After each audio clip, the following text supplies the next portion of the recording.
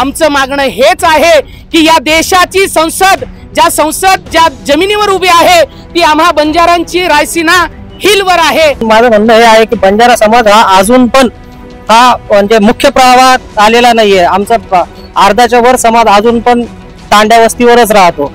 ही मागणी 1960 ला जेव्हा महाराष्ट्र राज्याचं पुनर्गठन झालं त्यावेळेसच ती पूर्ण व्हायला हवी होती, परंतु या ठिकाणी आमचा समाज अडाणी अशिक्षित असल्यामुळे ती त्यावेळेस पूर्ण झाली नाही। बंजारा समाजातील जे नेते आहेत आपल्या सोबत आहेत, त्यांच्या सोबत चर्चा करूयात आणि जाणून घेऊयात की एकंदरीतच नेमकी बंजारा समाजाच्या मागण्या काय आहेत।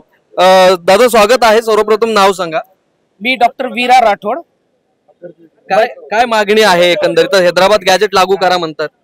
आमच्या प्रमुख मागण्या ह्या आहेत की आम्ही हैदराबाद गॅजेट तर लागूच करा, परंतु त्याच्याही पलीकडे जाऊन आमची 100 वर्षापासूनची मागणी आहे की आम्ही अनुसूचित जमातीचे जे काही लोकूर समितीने जे काही ज्याचे क्रायटेरियाज दिलेले आहेत त्या सगळ्या क्रायटेरियाज आम्ही लोक पूर्ण करतो।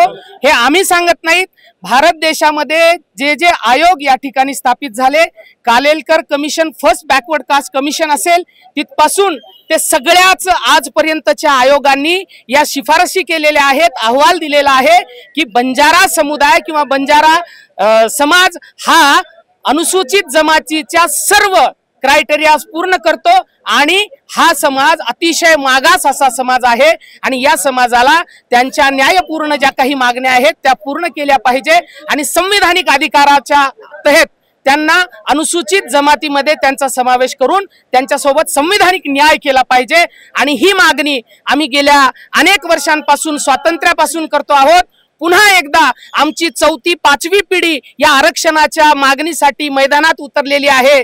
आमचं म्हणणं हे आहे की हैदराबाद गॅजेटवर आम्ही जास्त फोकस याच्यासाठी करतो आहोत की संविधानाच्या आधारावर जेव्हा रिऑर्गनायझेशन एखाद्या स्टेटचं होत असतं त्यावेळेस दुसऱ्या राज्यामधून सहभागी होणारा जो समाज आहे त्याला रेट्रोस्पेक्टिव्ह या नियमानुसार त्याला पूर्वलक्षी त्याचे सगळे प्रभाव दिले जातात।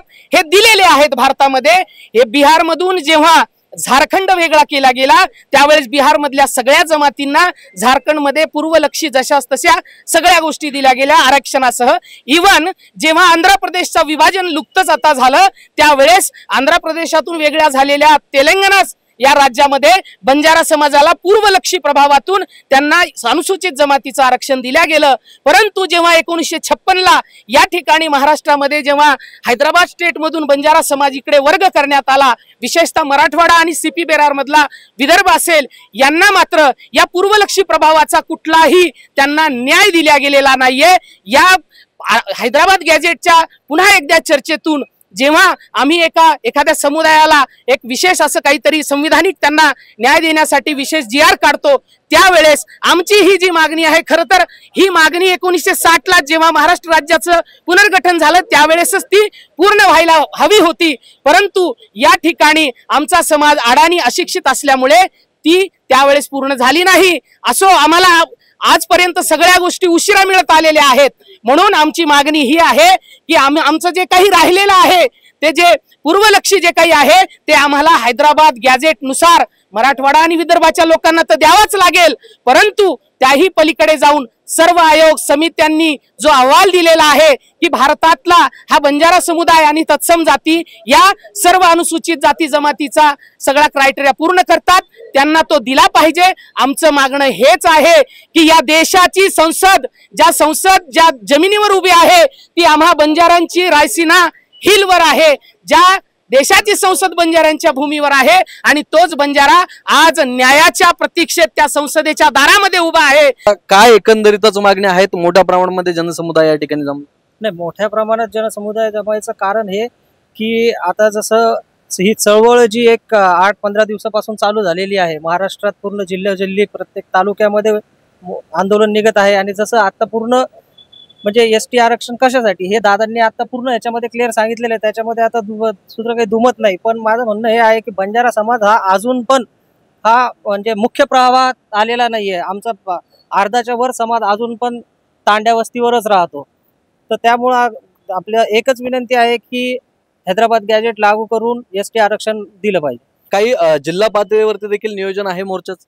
जिल्हा पातळीवर नक्कीच आता कन्नडचं झाल्यानंतर राज्य पातळीवर पण आहे. संभाजीनगरमध्ये मराठवाड्याचा सगळ्यात मोठा मोर्चा निघणार आहे. त्यानंतर मग नाहीच हे झाल्यावर मुंबई आणि दिल्लीपर्यंत पण जाण्याची आमच्या बंजारा समाजाची ताकद आहे.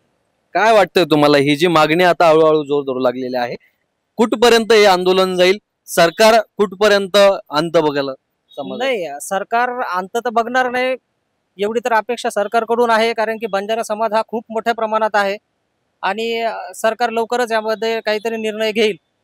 नसता राज्यभर मोठे आंदोलन छेडण्यात येतील बंजारा समाजातर्फे. धन्यवाद.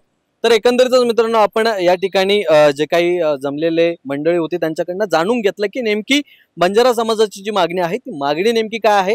फक्त हैदराबाद गॅझेटचाच आधार घेतला जातोय का, तर असं नाहीये. अनेक कायद्याचे जे आहेत ते आधार उपलब्ध आहेत आणि त्याच आधारावरती या ठिकाणी एसटी मधून आरक्षणाची जी मागणी आहे ती आता हळूहळू जोर धरताना आपल्याला बघायला मिळत आहेत. पुन्हा भेटूया पुढच्या व्हिडिओमध्ये. तोपर्यंत बघत राहा NRT न्यूज मराठी. धन्यवाद.